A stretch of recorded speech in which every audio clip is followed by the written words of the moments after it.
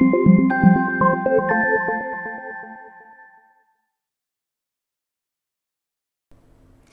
Jewish Mom.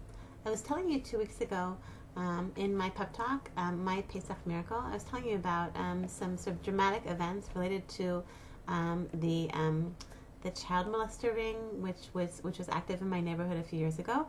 So I told you 2 weeks ago that there was some big news that one of the people involved in this ring passed away shortly before Pesach, Baruch Dayan Haemet,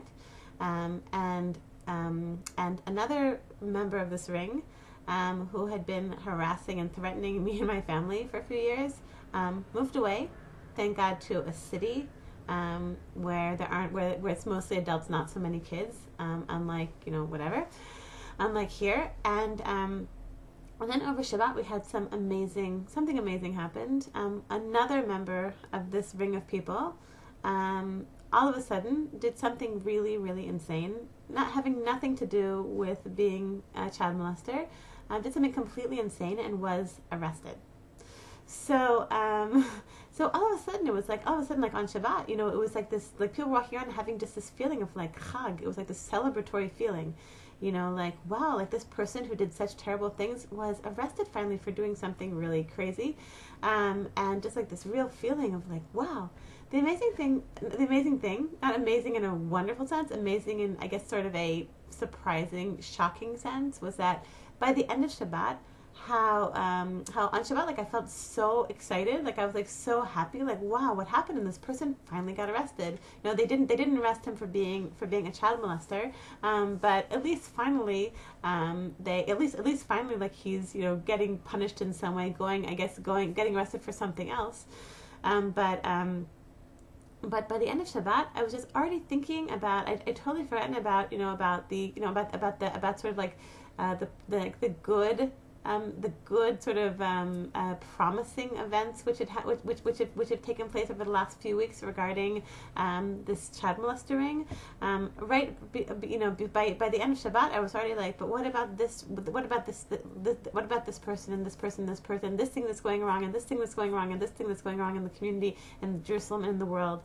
I had by the end of Shabbat, I had just completely forgotten to feel grateful for this actually, which is quite a big event. One of these people finally getting arrested and getting punished, like I just completely, it completely got swallowed up into like sort of like all of the imperfections of the world. Again, after Shabbat, something else happened, sort of related to this.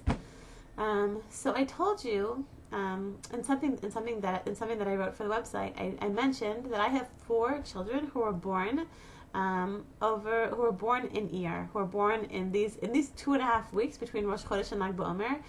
So I have a child who was born in Rosh Chodesh Iyar, a child who was born on the 2nd day of Iyar, a child who was born on the 10th day of Iyar, and a child who was born on the 18th day of Iyar, which is Lag BaOmer. So last week was a bit complicated. So we made a birthday party for one of my children on Rosh Chodesh, and then we needed to find out how to fit in another birthday party between Yom HaZikaron, between the Memorial Day, Remembrance Day for the fallen soldiers. We can't do a birthday party that day, and then we had Independence Day, which is when we go like on our annual barbecue. So it was confusing. Like, how are we possibly going to fit in another birthday party?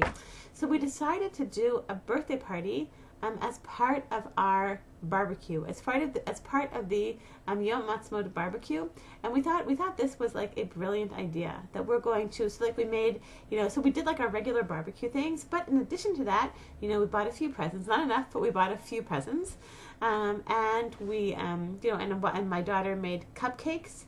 That was sort of celebratory, and we thought, and then two of my daughters made up a treasure hunt, so that would be more celebratory for the birthday. And then right after Shabbat, I heard that this daughter who had the birthday at the Independence Day picnic, she had felt disappointed. She had been looking forward to her birthday party, and she felt like it was sort of like we had sort of killed 2 birds with 1 stone, right? Like, let's say, okay, like we just sort of like, as though her birthday party was just sort of like an afterthought after the main thing, which was Independence Day, and she was feeling really disappointed. And when I felt that, when I heard that, I just felt so bad. Like I had let this daughter down, you know? Um, and, um, and all of a sudden, like in that moment when I heard that, like all the good things that I did, all the good things I did last week, like all like the things that I really like managed to sort of hold my life together and hold this family together. Like I managed to keep the family fed, and I managed to make a really yummy soup last week, and I managed to, help out my husband in various ways, and keep the kids, well dressed, and check this one for lice, and all the mothering things that I had to do. I basically sort of like was managed to juggle all the balls which I have to juggle. But that one, all of a sudden, it was just like, well, one of the balls fell. Like one of the 20 balls that I was juggling last week, one of them just fell, and I just felt this feeling of complete, like I'm a failure. Like I just can't get it right. Like what kind of mother can't make a decent birthday party for a daughter who she loves so much? And I think it's like it's connected. It's connected. The story that I was telling you before about the arrest, the wonderful arrest on Shabbat. By the end of Shabbat, it just gets swallowed up in all the things that have gone wrong. And I think it's such a yetzer hara. It's such like this is for me, and I think probably for most of us. Like this is it's one of the most stubborn yetzer haras which human beings can have. The tendency to overlook all the good because of the things that are still going wrong. We so want things to be perfect, to just be perfect, and how hard I have to work on myself to just like sort of accept that things are not perfect. I am not perfect, and the world is not. And until Mashiach comes, the world is not perfect. Like just to accept, like things are not perfect. All that I can do, and I say this all the time, and I try to remind myself of it all the time. I don't always think it, but I try to remind myself that my only job is to take my next step in Avodat Hashem, not to be perfect. My job is to take my next step in Avodat Hashem, to do my little step, my little thing that I can do to make things better, to be a bit better. Like try and figure out now, like how can I compensate that daughter who was disappointed by her birthday party? Can we make, maybe we can get another little birthday party for her? Maybe we can get her another present. Maybe I can take her out for a special dinner with Ima. I'm trying to figure it out now, but like the only thing that I can do, I can't make things perfect. What I can do is take my next step in serving Hashem and doing the right thing. I read a very, very powerful metaphor a few months ago from Rabbi Kellerman.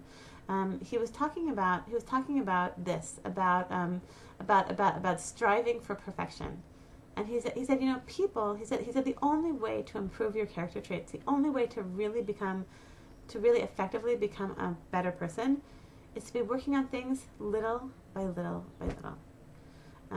He recommended actually keeping a journal. This is something that I don't do. He recommended like keeping a journal to keep track of the little improvements like whatever you're working on being on anger, you're working on being more organized, you're working on getting to bed earlier, whatever you're working on, to keep a journal to mark down little by little by little how you are improving. And he used this metaphor which is really, really stuck in my head. He said like when a big boat, imagine a big boat in the ocean. So if a big boat has to turn, it can't just go woo. It can't go like a race car. It has to go very, very, very, very, very slowly move, right? Right? And if a big boat moves if a big boat moves too quickly, it can actually crack. It can actually like crack and then sink, God forbid. So our goal is to move slowly, slowly, slowly, is to take that one next step in Avodat Hashem. One of the hardest things about this is that not only do we expect perfection of ourselves, but other people expect perfection of us. And the other people, we're very big boats. All of us are very, very big boats. We're moving very, very, very, very, very, very, very, very, very slowly. Moving so slowly, and nobody can see that movement. The only person who can see that movement, if we pay attention, is us. And we don't always pay attention, but if we pay attention and we notice that little bit of movement, and we say, way to go, Hannah Jenny, way to go to you and you and you for making that little change, for making that little millimeter of a change, of turning your big boat. then I think that this is what, like, this is one of our, like, the only way it works, the only way the big boat can move us is when we congratulate ourselves, when we pat ourselves on the back for that, for moving that millimeter, for moving that teensy incremental, teensy little bit towards our goals and towards what we see as perfection. And if we don't do it, the problem is, if we don't do it, no one else is going to do it. We have to do it. We have to just say every day, just remember the little bit that we moved, the little bit that we managed to move our big boats. So I want to bless all of you Jewish moms. I bless all of us that we should remember this week to pat ourselves on the back and encourage ourselves for moving that millimeter, moving that little bit of a millimeter, towards becoming the people that we really, really dream to become. Cultive, have a great week.